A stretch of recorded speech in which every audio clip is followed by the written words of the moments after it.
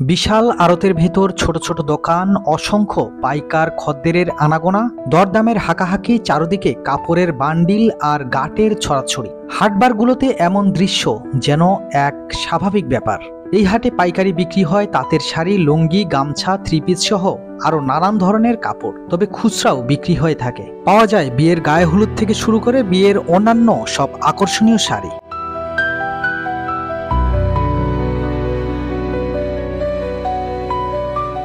বিক্রেতারা জানান, হাটবারগুলোয় এখানে খুচরা পাইকারি বিভিন্ন দরে কয়েকশো কোটি টাকার বিক্রি বাট্টা হয়ে থাকে। লেনদেনের বিশাল অঙ্কের কারণে এই হাটকে বলা হয় বাংলাদেশের সবচেয়ে বড় কাপড়ের হাট। দর্শক, কথা বলছিলাম সিরাজগঞ্জের শাহজাদপুর কাপড়ের হাট সম্পর্কে। হাটটি সিরাজগঞ্জ জেলার শাহজাদপুর উপজেলার সদরে দারিয়াপুর রবীন্দ্র কাছারিবাড়ি সংলগ্ন বসে।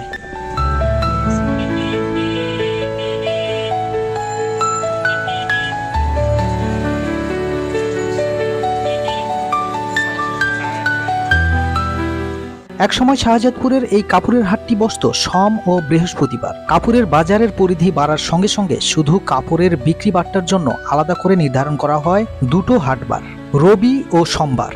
হাট শুরু হয় মূলত শনিবার ও মঙ্গলবার সন্ধ্যা থেকেই। রবিবার ও বুধবারে হাটের বিক্রি বাট্টা থাকে মধ্য গগনে।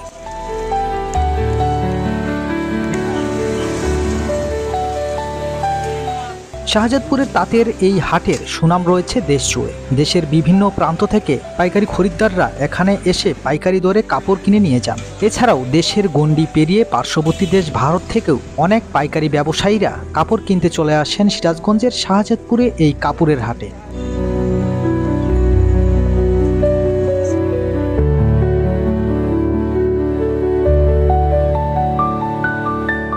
এখানকার ব্যবসায়ীদের তথ্য মতে জানা যায়, এই হাটে কাপড়ের যা বেচাকেনা হয়ে থাকে তার শতকরা 30 থেকে 40 ভাগ থাকে ভারতীয় ব্যবসায়ীরা। অর্থাৎ 30 থেকে 40% ভারতীয় ব্যবসায়ীরা এখান থেকে কাপড় পাইকারি দরে কিনে নিয়ে তিনারা তাদের দেশে ব্যবসায় করে থাকেন। তবে কেউ কেউ বলছেন এই শতকরার হারটি আরো বেশি।